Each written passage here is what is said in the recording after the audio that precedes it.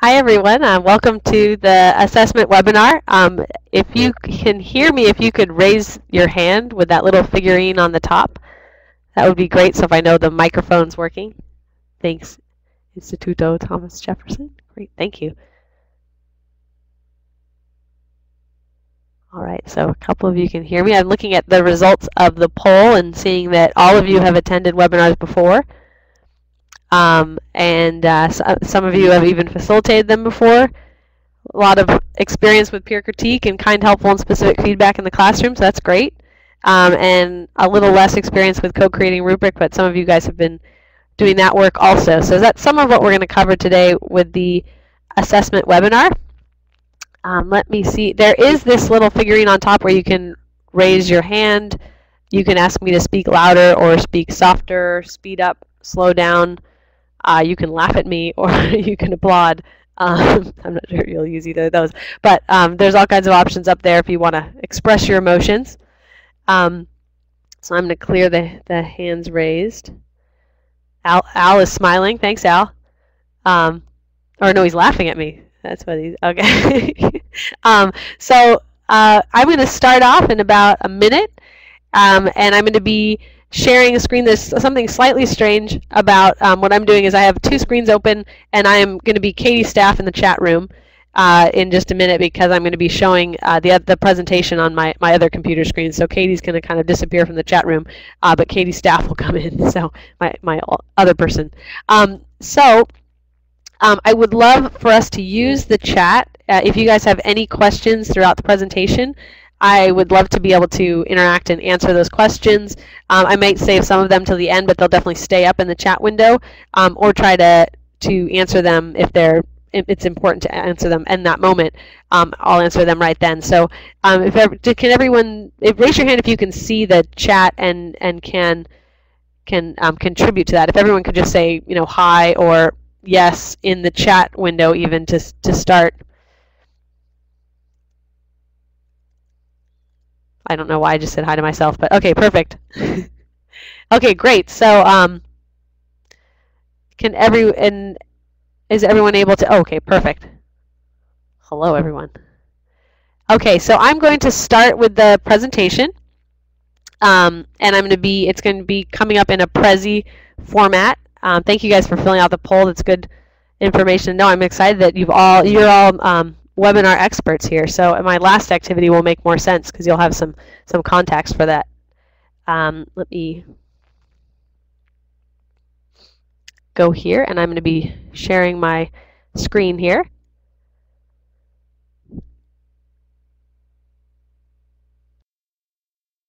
Okay, so I'm opening a window, and hopefully you guys will be seeing it in just a moment. And if you can see here I'll wait till it comes up. It's thinking about it. I'm going to be presenting on assessment, and the first thing that I kind of want to start out with is defining assessment the way that I see assessment in the classroom. Often, I'm a humanities teacher. I teach 8th grade English and history, and I've been teaching in a project-based learning school at High Tech High for 7 years, and I taught in a couple years in high school before that. And for me, assessment, the fear of assessment comes in those pile of essays that I get all at once, or something that I used to get when I used to get 112 when I worked in a public school, and that would be how I'd kind of see assessment. But that's really just part of it. That's just the grading, and the grading can be really intimidating. So I'm going to be looking more at assessment as a way to help point out to students what they know and can do and help them set goals. And that doesn't necessarily mean grading all of their work, but really just letting them know where they are in that, and not necessarily just giving them a number or letter grade. Can you guys see? Raise your hand if you can see the presentation. I don't see it on my screen yet, but I could just have a very slow computer that I'm looking at. Just because I can see it, but I'm not sure. Not yet, still loading. Okay, so I can still speak about it as it's loading. Hopefully it'll work its way up onto the screen. But basically, you know what? I see. There we go. Could be this, I think will do it. Okay. All right, so there's a little man on a mountaintop, and that's supposed to be the triumph of assessment. I'd like for assessment to be something that we look forward to as teachers, and I say that as much to myself as in the webinar, because sometimes I get intimidated by trying to assess all of my students and give them feedback in a timely way. So that's really what I'm going to be focusing on. And the goals for the webinar are to share resources on self and peer critique, to go through the steps of co-creating a rubric with our students, to look at audience as an assessment tool, and then hopefully to answer any questions that anyone has about assessment. And I'm going to turn to the group for that too, that we all have expertise in this area that we can share. And then lastly, to model the peer critique process. So I'm going to ask you guys to kind of go through the peer critique process about this webinar at the end. And part of the reason I wanted to share the goals in the beginning is because in a lot of ways a rubric is just a set of goals that we give our students at the start of a project, and hopefully sometimes we design those goals with them so that there's more buy-in. So these are the goals that I have for this webinar, and we'll revisit these at the end, and when we're going through the peer critique process, we'll see if I reached those goals, which goals I reached, which goals I fell short on, and where I could really focus as someone who presents webinars on improving. And that's kind of what assessment, I think, is all about when it's its most meaningful. So I'm looking at assessment as something that helps point out what students can do to really celebrate their strengths, and then to point out their challenges and help them set goals to improve. And I don't want to just look at assessment the way it used to be at the previous schools I worked at, when it was really more evaluation, giving letter grades, points, and assigning a value to knowledge, rather than helping students understand what they're really great at and what they can push themselves to improve in. So really looking at that assessment piece rather than the evaluation piece. So I think the first, kind of the key starting point for creating meaningful assessment in the classroom is creating a culture of revision in the classroom. So providing students with the opportunity that when they get assessment, when they get feedback, whether it's evaluation, whether they're getting a grade or anything like that, or just comments, whatever it may be, that they are receiving that feedback early enough in the process that they can actually use it for real actionable steps. So that it's not just at the end when you get a grade and there's really nothing you can do about it, so kind of why should you care about it, but it's in the process of their work so that they can use that feedback to improve. And so that feedback, that assessment, can't just be a number or a letter grade. It needs to be something that will help point out to the student what's going really well, what they should do more of, and what they're struggling with, and what they could focus on to improve in. So I want to look a little bit at kind of how to set that culture up in the classroom before getting into more about the feedback piece. And I start with a picture of Brian Harms, who teaches across the hallway from me. It seems kind of harsh to put the word fail next to his face, but that's what the culture that he sets up in his classroom is all about, that failure is a good thing, and failure needs to be celebrated in class because it's your first attempt in learning, and it means you went for something that maybe you weren't even ready for, and you attempted it, and now that you've experienced it and you've fallen short of your goals, now you kind of know where you can focus on to improve and have a better shot at reaching the goal the next time. So I know Brian Harms in his math class talks about this, that the first day of school, and it's always up, that idea is always up there in the classroom, that it's good to struggle and that's where you're going to learn.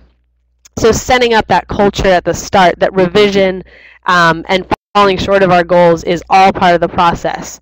So failure is that first attempt in learning, and don't be intimidated by that.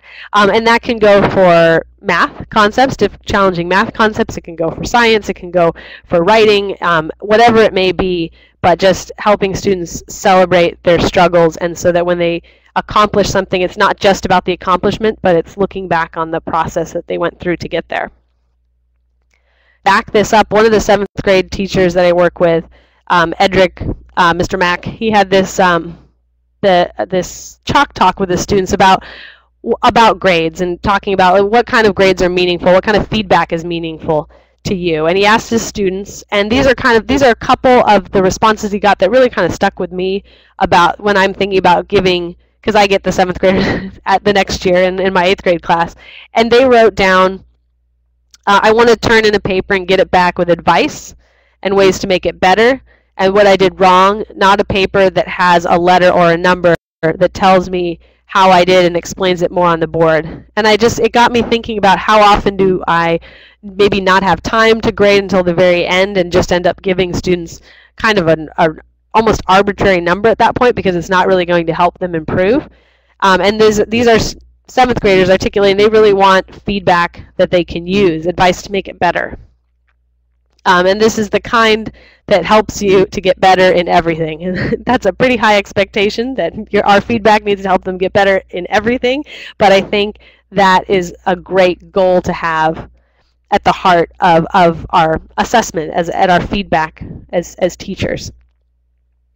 So the first goal is something that I think we all have. And I think this idea that we want to give kind, helpful, specific, and timely feedback is something that we could all agree with. But the big question about that is, yes, and how do we do this? How is this possible, especially the timely piece? For anyone who's gotten all those differentiated math tests back at the same time and wants to get them back as soon as possible, or some writing piece that every student's working on, you get that huge stack, it can be really overwhelming and daunting to give meaningful assessment in the process in time for the students to reach the deadline that you might need to reach for your product or your exhibition. So I really want to focus on how we might do this in the classroom. And I've been talking with a lot of teachers who struggle with the same idea to come up with kind of best practices about how we could do this in a meaningful way. And kind of at the heart, it seems, of what everyone has been saying as far as getting especially that timely piece and really developing meaningful feedback one-on-one is to really get the students involved with peer and self-assessment so that you can build that culture of critique so that students are giving each other kind, helpful, and specific feedback. And the more of it, the better. As teachers, we can't be there with every student one-on-one, but we have these amazing students in our classrooms that we can help train to give that meaningful feedback both to their peers and to themselves.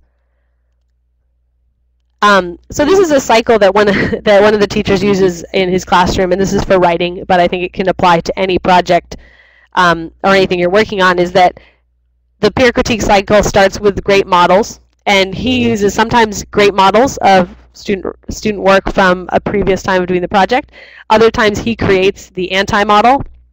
For example, if you're making a documentary, you might provide an example of students filming somebody without showing their face, reading from a piece of paper, barely speaking loud enough, show that to the students and ask them to critique it with kind, helpful, and specific feedback, to practice being kind even when there's a lot of challenges in the work, and also to kind of point out some of the mistakes that you're maybe worried that they're going to fall into, and you can show them ahead of time so they can fix that problem before it starts. But this peer critique cycle, so basically a model for all students, modeling how that process goes is really important to have a common set of expectations for kind, helpful, and specific feedback. In this case, they write, but they might create. Depends what kind of project you're doing. They critique once. They set the goals, revise and edit, and then critique again, set the goals, revise or edit, and that could happen as many times as necessary. And that's really why, if that's going to happen multiple times, the students need to be involved and helping each other in a meaningful way, because it's just not logistically possible for teachers with all the students that they have to do that with everyone. So this is a poster that a lot of us at High Tech High have up in our classrooms, not necessarily this poster, but these ideas that we giving kind, helpful, and specific feedback for students and their work. This is like from the book, The Ethic of Excellence, and I'll show the video at the end that kind of, or a link to the video at the end that has the explanation of this. But The idea is that you start with the kind. There's always something to celebrate. There's always voice to celebrate in a piece of writing, and there's always a great idea at the heart of something that a student is creating with enthusiasm. So you find what they're enthusiastic about, and even if it might be covered with a lot of typos and grammatical errors and problems like that at the beginning, there is something to celebrate at first, and that's really key to help students identify something to celebrate in a piece of work. So starting with the kind. And then, rolling up their sleeves and really trying to be helpful. So it's not helpful to tell someone that it's great, or it's not helpful to tell someone that it's bad. Those are just value judgments. But trying to get them to really think about what could be helpful about what can we change in this piece that would make it even better. And that really ties into this idea of being incredibly as specific as possible with specific steps to make those helpful changes. So kind of honing in on a particular paragraph in a writing piece and saying, you could use more sensory detail here would make it clear what's happening in this example. And I'll provide a few examples of what this might mean in different settings. But really, at the heart of it being kind, helpful, and specific, I know the art teacher I work with, Meredith, she uses the saying kish, and she tells the students to go kiss a partner, and I think it's funny in middle school because it sounds like kiss. But the idea, they all know what that means. It's time to kiss, and you're being kind, helpful, and specific, and they know what that means in every one of their classes, and it kind of helps to have that shared language, I think. So this is a handout kind of for the goal setting. So when you sit down with someone and they're giving you feedback, and they're giving you kind, helpful, and specific feedback, that feedback, you get to take what you want and what's most meaningful for you, and then you're going to set it into clear goals. And I like the quote at the top of this handout that Bobby Shaddix, a 6th grade humanities teacher, uses. It's a goal without clear steps is just a dream, but a goal with explicit steps is a reality. And that, I think, is really helpful to talk to students about, because sometimes they have great goals right after the critique session, but if they haven't written down specifically how they're going to get to those goals, sometimes those goals go by the wayside. So having it explicitly written out for us to be able to check as teachers, we can kind of make sure that would be something that would be more manageable for us to check than sitting down with every student, reading their work and giving them feedback. We could sit down with every student and see what their goals are, and then kind of help them, support them with their goals if they need it. This is another example of just a more focused handout for peer critique, because it was something, this was the first time a 6th grade classroom was doing it, and there were some agreements about taking the partner's feelings seriously, committing to be honest, and giving specific feedback. So there's some commitments at the top there. And then there's really specific things that she wanted the students to give feedback on. And there are times where teachers will have a more broad, something more broad like this, where the author can come up with a question, or they created a model and there's a specific question they want feedback on for the next stage of the build. And just ask for kind, helpful, and specific feedback with that. Or there can be times where there's really specific questions. Which character event did you enjoy the most in this story? That's much more specific for every student to be looking at the same thing. And so there's different ways to do it. There's obviously different levels to do this in, and it kind of depends on your subject area too. But something like this could work for a variety, or it could be with more specific questions, depending on the goals. This is just an example of a gallery walk where every student is giving just kind, helpful, and specific feedback in the margins. It doesn't even necessarily need to have a separate sheet that they're working on. It kind of depends on their style. And then some students need some guiding ideas to start this conversation for cool and warm feedback. The simplest way to put the warm and cool feedback with students seems to be warm feedback is all about celebrations. Cool feedback is about next steps and setting specific goals to improve the piece. And these are just sentence starters that can be really helpful. So the first few times you're doing this kind, helpful, specific feedback for the critique, they could use these, like, can you explain why, or I don't understand why, or you did this really well in your writing, and trying to get them to be really specific. because that developing that language takes a while in the beginning, but it can really help setting up that variety of assessment from peers that will continue for the rest of the year. This is another example of something like for setting up the assessment early on in the process. This is an integrated project called Legacy Destiny, and they were doing it both in math, science, and humanities, as well as art. And this was a reflection piece. We gave them about 2 weeks before the end of the project. And it was different from the rubric itself, but it told the students kind of what we were going to ask them to reflect on in their presentation of learning at the end. And I think it is really important that they receive this reflection before the end of the process, so it'll kind of guide, especially, oh yeah, I will have the handouts available at the end if anyone's interested in any specific ones. But this will kind of guide students in being able to understand kind of what they need to be able to reflect on at the end can really help them learn the content as they're going through it. And then this is the more of a nitty-gritty feedback form that they're having. That was more of the big idea, the big picture on one side, and this is, okay, you have 15 to 20 pages that are required for this project. Here's a checklist for you, and here's a place where you can keep a record of why don't you have this yet, or what do you really want us to notice about this? Like, what are you particularly proud of that we might not, if we didn't look closely enough, we wouldn't see, so that kind of to help out when you're doing your final assessment with all the hard work that students have been doing to make it easier to celebrate those things that they've really put themselves, their heart and soul into.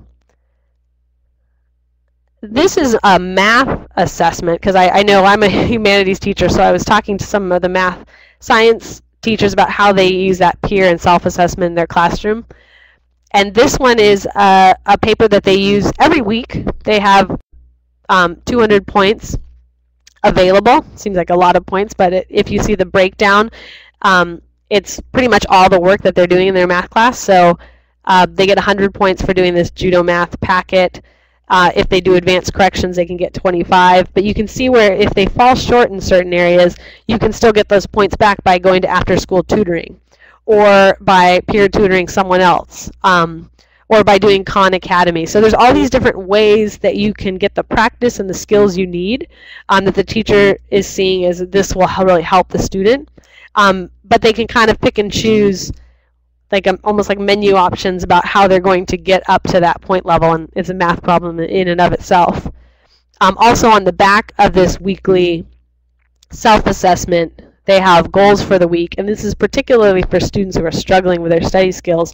They can kind of log the place you worked and how they're working and their different study skills, or their different study environments, and then if they tried something new. So I've seen a lot of the students that really struggle with finding a good quiet place to work just because their home life can be pretty intense, using this to kind of point out, okay, well, I'm going to stay after school, and then they actually just get points for making those positive choices for themselves for their study habits. So this is another way to help students kind of self-assess and come up with solutions on their own. So those two pieces, that setting up the peer critique throughout the process, having those pieces, that constant assessment, I feel like it's really important, and it's probably the most meaningful feedback for the students to improve their work. And the student-created rubric is something that at the end could be used to give the students the final, if you need that evaluation piece, to give the final grade, or to put some value, points and things on the knowledge if that's required for the classroom to enter those grades. But it's also a way to have the students have the buy-in about what goals, not only that the teacher is setting for them for the project, but also what goals are important to the students and how much value they see in certain areas of the project. So I'm going to go through one example. I just went in and watched and observed a 6th grade teacher building a student-created rubric with her students, and none of them had ever done it before. So kind of going through that process from the start of it. And she started them off with showing them some college rubrics she had from over the years as the models. So almost like when you're starting a project with students and you give them great project work examples, she started by giving them great rubric examples, and they talked about why are these rubrics good, and what do you like about this, and what's some cool feedback about this rubric, like how is it confusing or how could it be better. And that's how they started the process to understand what a rubric could be. And then they built it together. So just watching her kind of go through that process, there's also a video link that I'll share with a high school teacher going through the process, kind of working on creating a rubric for documentaries they were working on. But both of these processes that I watched, they did the same thing, and this is what I have done in my own classroom when I'm building a rubric with my students. And I start by drawing a grid on the board that could be, what the final rubric will kind of look like. And I put my non-negotiables up first, like things that absolutely, for this project, you have to have these skills, or this must be included in this project, and I'll write those ideas first. But those will only take up a few boxes, because most of the things I want the students to come to on their own. You also could do the more invisible hand method, where you have the students just go and see if they just come to all the things that the non-negotiables you hope they come to on their own, and if not, you could add those in at the end. So that's the first step, is drawing up that grid and kind of getting them the idea of what the final rubric, what it might fit into, whatever the content may be. Looking at an example of the work that you're hoping they will create together. So whether you're modeling the project or the writing or the lab notebook or whatever you're modeling it after, providing that example for the students and going through the warm and cool feedback about what is there to celebrate about this piece and how could it get even better. That will kind of help in building the rubric, because they'll start having more clear expectations when they can actually physically see an example of the work. And that, again, could be one of those anti-examples where you want them to see a lot of cool feedback and ways it could be improved, or it could be a professional example, something to aspire to. Either way could work for that second step. The third step is then just brainstorming criteria that should be on the rubric. So writing all the ideas up on the board around the grid. So this could be, what is important about this project? Is it about working together? Is that important, that you work well with your group, that you communicate well with your group? Is it important that you cite your sources? Is it important that you build a model before you build your actual balloon car? What are the steps that are really important? What are the things that need to happen in this project? And this should be a big brainstorm of ideas up on the board. And this is a terrible picture, but I don't even know if you can see it with the glare, but this is one teacher doing that has the criteria, and she filled about 3 walls worth of boards with just different things like the sequence matters, the spelling in this case mattered, showing, not telling, this was more of a humanities project, but all these different things needed to be included and the students brainstormed the ideas. And then they started nominating the ideas. So once you had all these ideas up there about what's important to include, students started, oh, well, I second that one. Showing, not telling is incredibly important for this. And then you'd have 7 people raising their hands for one option, whereas only maybe 1 raises their hand for it's important that you use toothpicks in your model. Then maybe that won't make it into the box. So kind of having the students talk about which ideas should make it into the grid that will eventually become the rubric. And then the 5th step would be talking about how the students want their feedback to be given to them. Sometimes students might, and you can kind of decide how much freedom and voice you want to give to the rubric. You might already have something set that you want to have in the rubric, but I've watched teachers go from, talking about, so how many points do you think this project should be worth? We're working on this project for 6 weeks. Your homework assignments are worth 10 points. How many points do you think this project should be worth? And I saw one class come up with eventually that the project would be worth 200 points, and 100 points was based on the process, and the rest of the points were kind of distributed through the rest of the rubric. So that discussion can be really interesting too, to see what the students value most about their project work. Also, is this rubric going to be given in the middle? Is it for the process, or is it at the end? All those kind of questions will help kind of determine the structure of the rubric. And then building the rubric based on the students' ideas, and maybe giving them a draft before the final one is developed, or maybe it is a working draft throughout the project, and halfway through you revise it again. There's all kinds of different options for it, but ideally if you build this rubric at the start, the expectations are really clear, and it's a working document that the students can use to self-assess, so that as a teacher you don't have to be constantly actively assessing them. You can be checking in on how they're assessing themselves and assessing their peers. So this is a video that I'll provide a link to. I'm not going to show it now because it might be a little choppy. But this is a teacher showing her 11th graders, like creating a class rubric with her 11th graders. So it's slightly different than the 6th grade example I just talked about. And then the last piece that I really want to talk about for assessment, and this is my favorite piece for assessment, is when the audience becomes part of the assessment process, and the audience becomes more important than any feedback that we can provide as teachers. And this idea, I'm going to kind of illustrate this with a few different examples, and I like to try to think at the start of a project, what audience can the students invite, or could they be writing for, could they be performing for, or they could be building bridges for, or whatever, that would be more important and meaningful than me just, giving them feedback. And one example of that is I do a trial every year in my classroom, and based on Lord of the Flies, and a judge comes in on the day of our classroom trial, and the transformation in my students is just, it always amazes me. And I am their coach, and I'm on their team, and I'm trying to help them. But they know, and I know, that I'm not giving the real meaningful assessment here. It's the judge who's really telling them, based on her experience in courtrooms, and can say to the attorney, the students who are role-playing the attorneys, what they're doing really well, how could they improve, and how could they get more information out of their witness. And she's interacting with the bailiff and requiring the bailiff to really do the real job of a bailiff. And I know if I were to sit up, obviously it's a fake stand and everything like that, but if I were to sit up there and overlook the trial, it wouldn't have the same effect as having that real judge. So having an expert in there can really help for that assessment piece to make it more meaningful for students.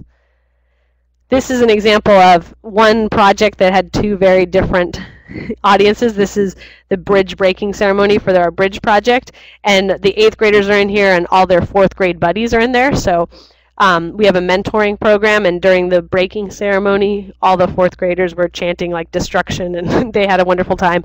So that was one audience that it was fun to watch the 8th graders just really light up and enjoy telling their younger buddies about the cool bridge building they had been doing. And what was interesting in contrast to this is watching the students talking to 4th graders. The day before, they were talking to engineers from the community. So the day before was a much more professional panel. All the students were professionally dressed. They had presentations. They were being judged by experts in the field of engineering, who were kind of rating their bridges on different criteria that they had talked about before. And it wasn't just a teacher going around, it was an engineer that they were engaging with and finding out about kind of what their real world experience was and how they could make their bridges stronger. I also have an example just of from PBLU. I posted the Resilience Cafe project, and you can download it from the site. But this is a project that really drives home for me that idea of audience. Middle school students connecting with resilient people in their community, and they perform a piece that connects their community member and a historical figure in an exhibition. And they're writing pieces that I asked them to do. One is a letter of invitation, and the person they're sending it to is much more important assessor and audience member than I am for that. I'm really, again, on their team helping them to write a letter that's going to be meaningful to that person. And then their performance that night, they're really making eye contact with that community member they have invited, and it's all on the line to really make them feel proud of their resilience and to not just show them what they've learned, but how they want to honor that person. And having that authentic audience just changes the whole weight of how we give feedback to students, because I do feel like we really get to be on their team helping them get ready for that meaningful audience. So I won't play the whole thing, but this is just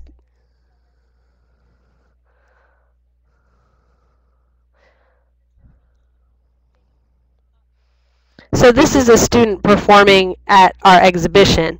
She's performing her spoken word piece in front of, you can't really see the audience because my camera angle is strange, but at the end she gets the applause from the audience, and I think that is really what it's all about, and that's much more meaningful than any kind of grade assessment that we can give our students. So I'll share the link with this whole presentation, so if there's anything on here that you'd want to use or see, you can definitely take any of that. And then this is just a picture of our school-wide exhibition, which is an assessment piece in and of itself. They know that there are parents and families and community members coming from K through 12 on this one night to see their work. And that's the big celebration of their work, and where they take pride in showing their best work. And so that's when the whole critique process and the revision process is meaningful, is when there's a deadline that's meaningful to them. So what I'd like to do right now, I know it's let's see, it's 12:34. I'd love to open it up to any questions. I also would like to kind of go through the peer critique process with you guys to get kind of feedback on how the webinar felt for you and how I could improve in presenting, to kind of go through the process of what, if we're going to ask our students to do that, we really need to make ourselves vulnerable and go up in front of them first and get that kind, helpful, and specific feedback to show them that we value it as well, that we're asking them to do something that we really believe in. So before I ask you guys for feedback and take questions, I kind of do want to just review.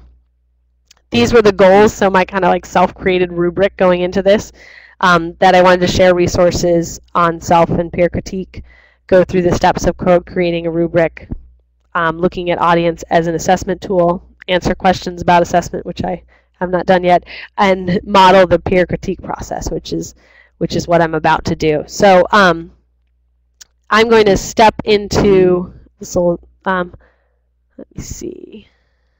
Let me stop sharing this screen.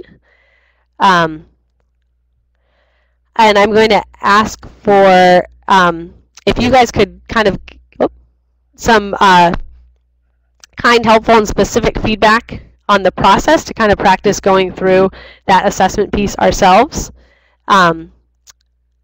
Let's open this up here. I think it's here. Yeah. And so what I'd love, it's a little strange because I'm the one with the microphone, and you guys are just able to type into the chat room, but I'd love to type back and forth or talk with you guys about basically modeling the peer critique process. And as I just finish up kind of the webinar that I have prepared before asking or answering questions, if you could give me some warm and cool feedback, or kind, helpful, and specific feedback about what went well with the presentation, and how I could improve a webinar on assessment, as if this is the middle of the process and I'll get another opportunity to do a webinar. If I would love to go through that process with you guys. I see that Chris, Mac, and Lisa are typing, so thank you.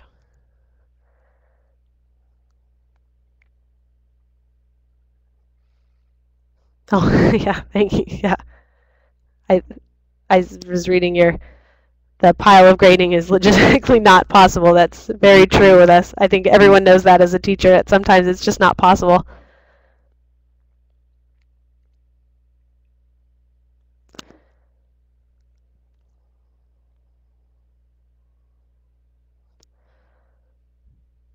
Oh, thank you guys.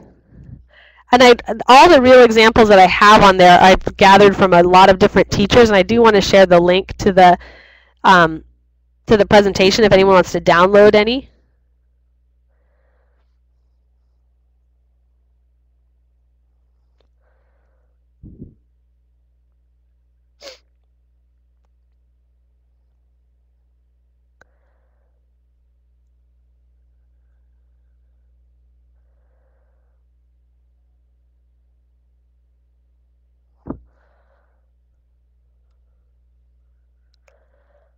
Oh, great. Well, thank you. You guys are giving a lot of warm feedback, and oh, there's some cool feedback. I really appreciate that as well.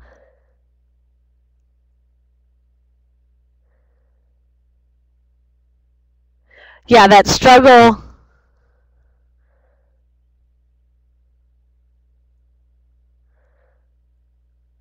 I appreciate, and I think it really, I want to focus too on the cool feedback. I really appreciate all of you guys' warm feedback, and I'll keep that in mind for working on webinars in the future too. But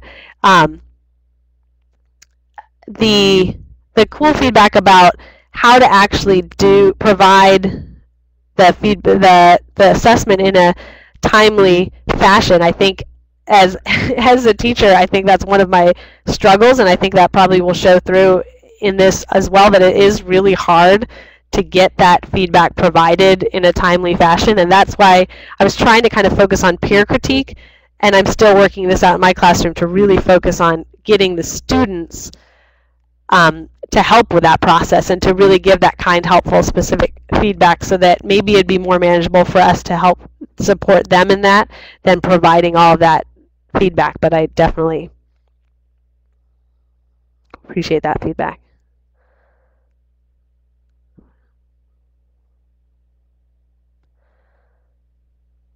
Oh, yeah, examples of student-generated rubric.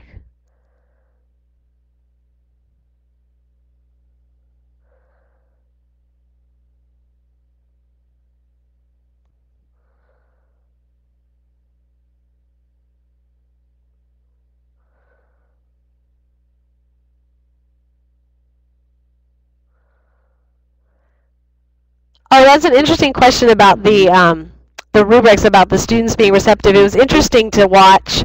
The video is about an 11th grade classroom, and watching an 11th grade classroom is very different than me watching the 6th graders. The 6th graders were really enthusiastic about it, and they thought it was a lot of fun. I teach 8th graders, 13-year-olds, and they have never been, for me, that excited about building a rubric, although they do like to have their voices heard and kind of setting up those shared expectations. But Samantha, your question about learning about rubrics and how they worked for or against them, I do feel like for the younger students, I've seen more enthusiasm. And the elementary students, the more elementary examples, I need to get into more classrooms and kind of check out how the elementary teachers are doing that. But I saw a 2nd grade classroom developing a rubric for they were doing these helping hand poems, and again, it was like the enthusiasm there in the younger grades. But yeah, how they got, I did notice that the teacher was taking a lot of their language and putting it into her own language and kind of explaining those ideas. So kind of helping the students with a shared vocabulary in 2nd grade, I noticed, was a whole different experience than what I've felt in middle school.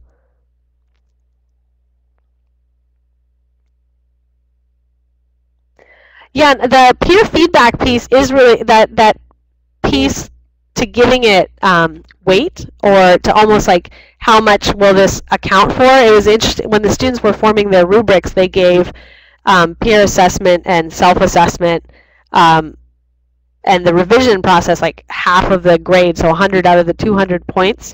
And it is tricky to see how, I mean, that really, a lot of that assessment, like the actual evaluating that, comes from student reflections on that process. So it is interesting. It's a little tricky to weight it, because you really it is taking the load off of the teacher in some way in giving the assessment, but how do you know how effective it's been? how do you help students reflect in a real meaningful way and be honest about how that process went, kind of plays into how you actually weight it.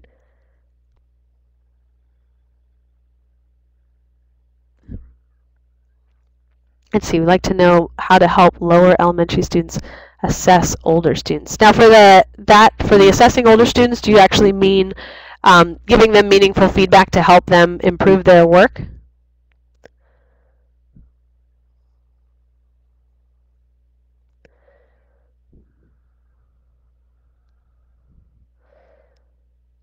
We did. Now, I'm no expert on that, but I wonder if anyone else has ideas too. But when our 8th graders worked with their 4th grade buddies, they were both doing Where I'm From poems, so they were both doing the same structured writing piece, and that kind of helped to start that conversation because there were certain things that they found difficult to understand from an 8th grader's writing that they would help them kind of break it down that they could understand it better with different language.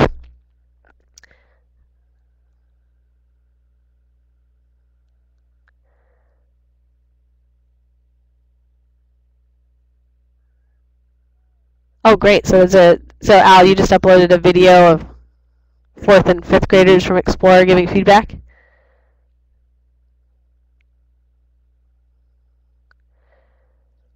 Let's see, upper. Let's see, I'm just looking at, I'd like to learn more about using a detailed rubric and providing detailed comments as students give oral presentations.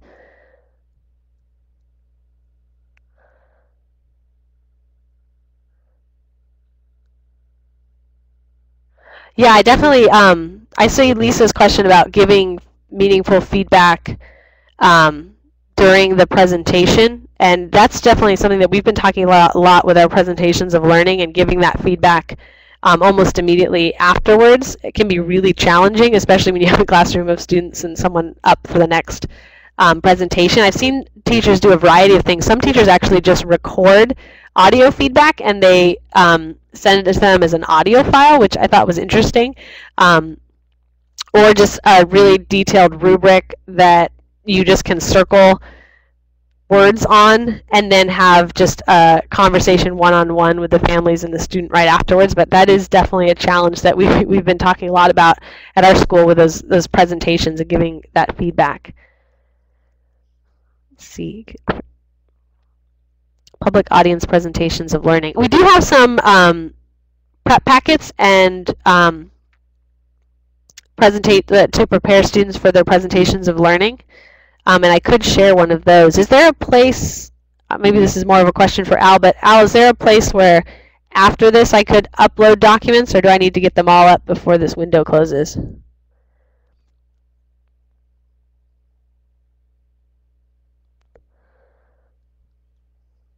Okay. Yeah, if you send me your email, I'd be happy to send you the POL handouts. Okay, perfect. Yeah, because I can send you a presentation of learning page afterwards.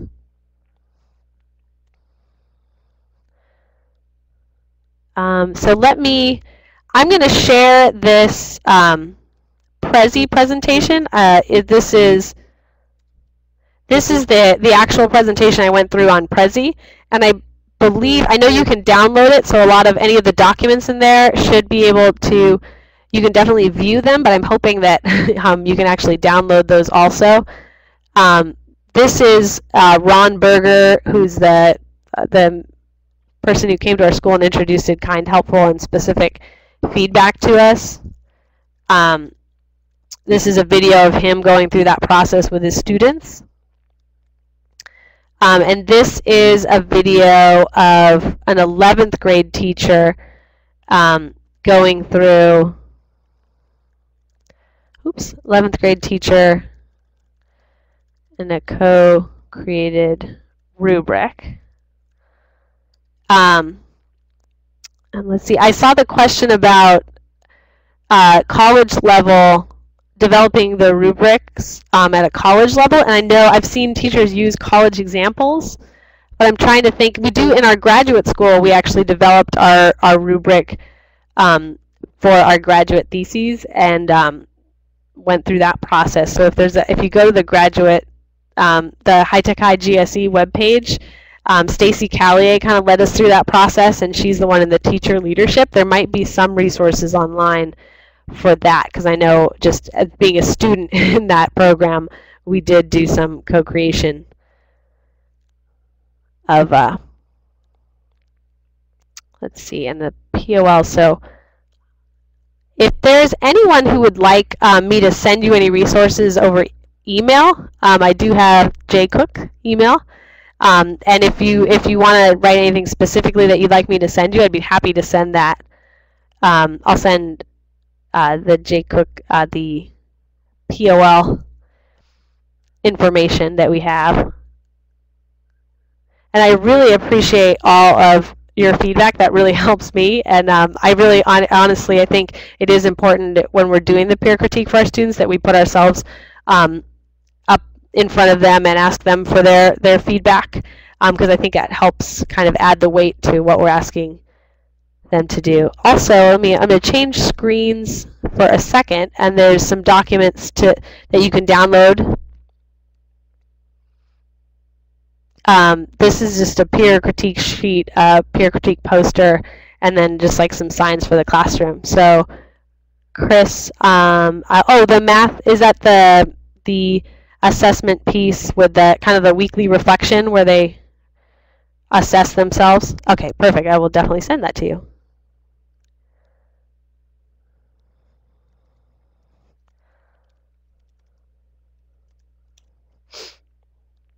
Wonderful. Well, thank you guys so much for coming to this webinar and letting me and giving me all that feedback and those questions. I really, really appreciate it.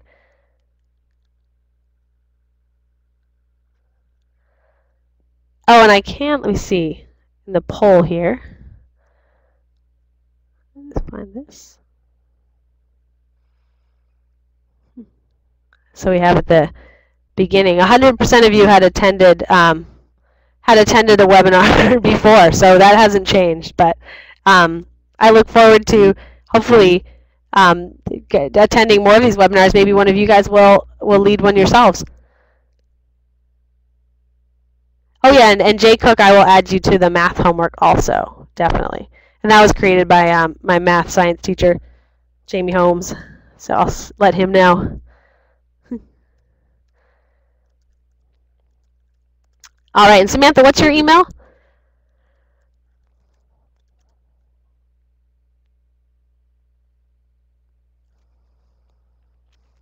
Samantha, okay. And that's for the math one also? Great. Well, thank you guys so much, and I'm going to go back to the sharing. Let me see. Oh, oops, to the Everyone tab. I'm going to definitely copy and paste these your feedback so that I can use it in the future, and I really appreciate it. And I think that's what assessment is all about, is getting that feedback and then working to get better the next time.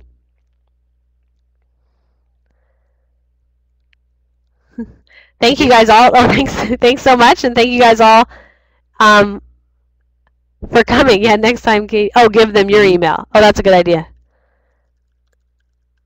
Here's my email. If I don't email any of you guys, or if you'd like anything else from the webinar, email me anytime, and I can link that up. I'm not sure all of those documents will be able to be downloaded from the Prezi itself. So if you email me, I will respond to you today.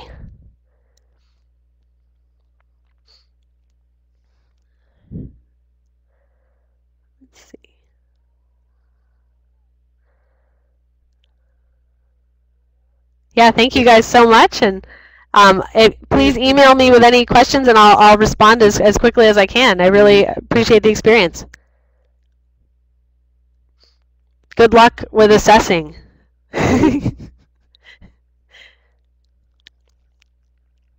Thank you guys.